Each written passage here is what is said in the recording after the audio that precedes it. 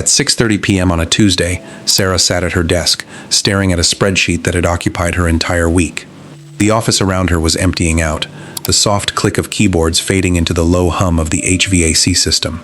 She felt a quiet sense of pride. Her manager had asked for a comprehensive market analysis by Friday, and she was delivering it 48 hours early. It was flawless. Every data point was cross-referenced, every projection carefully calibrated. When she finally hit send, she believed she was sending a message that she was ready for the open senior analyst role. She thought she was proving her value. What Sarah didn't know was that 3 floors above her, in a glass-walled conference room, her manager and the department director were already filling that senior role. They weren't looking at spreadsheets. They were looking at a list of internal candidates based on a completely different metric, one Sarah didn't even know existed. While Sarah was trading her evenings for flawless data, a colleague named Marcus, who consistently left at 5 p.m. but spent his mornings orchestrating brief, highly visible cross-departmental updates, was already being written into the next quarter's organizational chart. Sarah believed her work would speak for itself. In reality, her work was keeping her invisible. If you want to stop getting blindsided by workplace systems nobody explains, subscribe. Most professionals enter the corporate world under a beautifully packaged illusion. We are told from university through onboarding that the corporate ladder is a meritocracy. We are taught that if you put your head down, over-deliver on your key performance indicators, and maintain a flawless operational record, the system will naturally recognize your value and elevate you. This is the foundational myth of early career development. It is designed to keep you productive, compliant, and predictable. The belief that performance rewards itself is not just slightly inaccurate, it is structurally incorrect. In the modern corporate architecture, high performance at an operational level does not unlock promotions. It locks you into your current position. When you become exceptionally efficient at executing a specific, granular task, you become structurally expensive to replace. Your manager does not look at your flawless execution and think, I need to move this person into strategy. They look at your execution and think, if I promote Sarah, my department's daily operational efficiency drops by 30%, and I will have to spend 6 months training someone who might fail. The system is incentivized to keep you exactly where you are, highly productive and low risk. Hard work doesn't speak for itself. It speaks to the person who has to replace you. To understand why this happens, you have to look at the hidden system of internal reputation management, which operates entirely separate from your official HR performance reviews. Every organization runs on 2 distinct tracks, the formal track and the shadow track. The formal track consists of your annual reviews, your documented goals, and your quarterly check-ins. This track is designed to measure your baseline compliance and determine your standard cost of living adjustments. The shadow track, however, is where promotions, capital allocations, and career trajectories are actually decided. This track doesn't run on data, it runs on signal management. Inside the executive ecosystem, decisions are made based on perceived capability, not past operational output. Perception is not a byproduct of your work. In the eyes of the organization, perception is you. The work. When leadership looks down the hierarchy to select the next generation of managers, they do not review spreadsheets. They look for signals of authority, strategic alignment, and political weight. If your entire professional footprint is contained within the flawless execution of your daily tasks, you are signaling that you are an elite technician, not a leader. You are building a reputation as a tool, not an architect. What makes this harder to see is that the system actively encourages your operational obsession. Your direct manager will praise your attention to detail. They will give you exceeding expectations on your formal reviews. They might even award you a nominal 3% merit increase at the end of the year to keep you motivated. This is what is known as a retention trap. The organization is using micro rewards to buy your continued compliance at a lower price point than your actual market value. There is a second layer to this mechanism that most employees under 30 completely miss: the invisible evaluation window.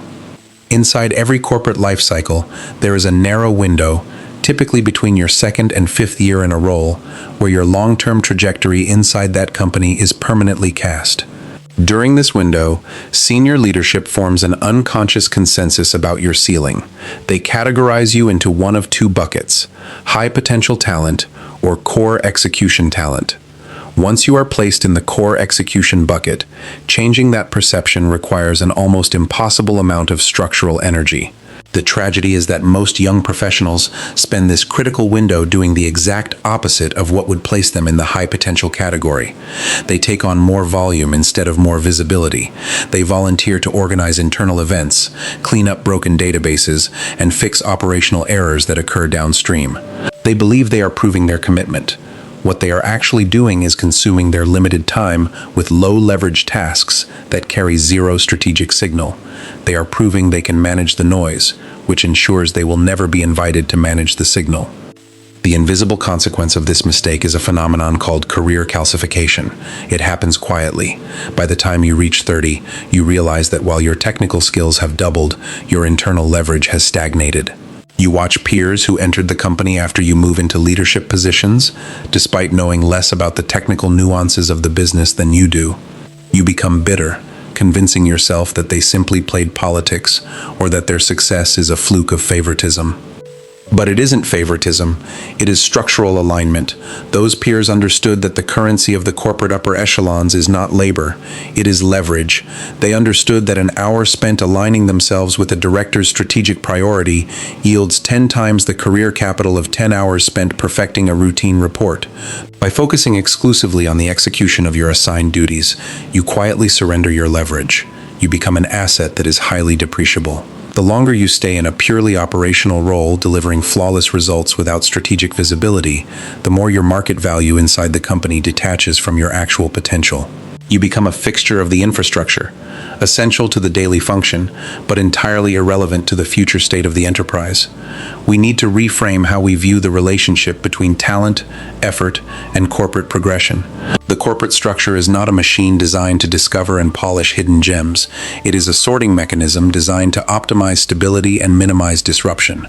The issue is never your competence. The issue is how that competence is packaged and where it is directed. If you want to break out of the operational trap, you have to stop managing your workload and start managing your signal. This does not mean neglecting your core responsibilities.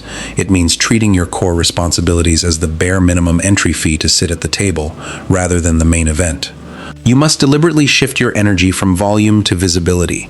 This requires identifying the strategic bottlenecks that keep your department's leadership awake at night and positioning yourself to solve those specific problems, even if they fall outside your formal job description.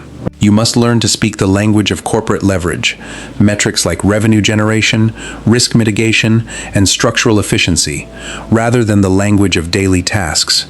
You must stop waiting for the system to recognize your value and begin dictating how that value is perceived. The ultimate law of corporate life is simple, yet most people spend their entire 20s fighting against it. The system will always offer you exactly what it thinks you will accept. If you accept the role of the quiet, dependable workhorse who never demands strategic visibility, the organization will happily let you pull the cart until you burn out. They will give you the praise, they will give you the certificates, and they will give you the heavy lifting, but they will save the autonomy, the compensation, and the power for those who refuse to let their work stay hidden in the dark. The decision regarding your ultimate career ceiling was made long before you realized you were even being judged.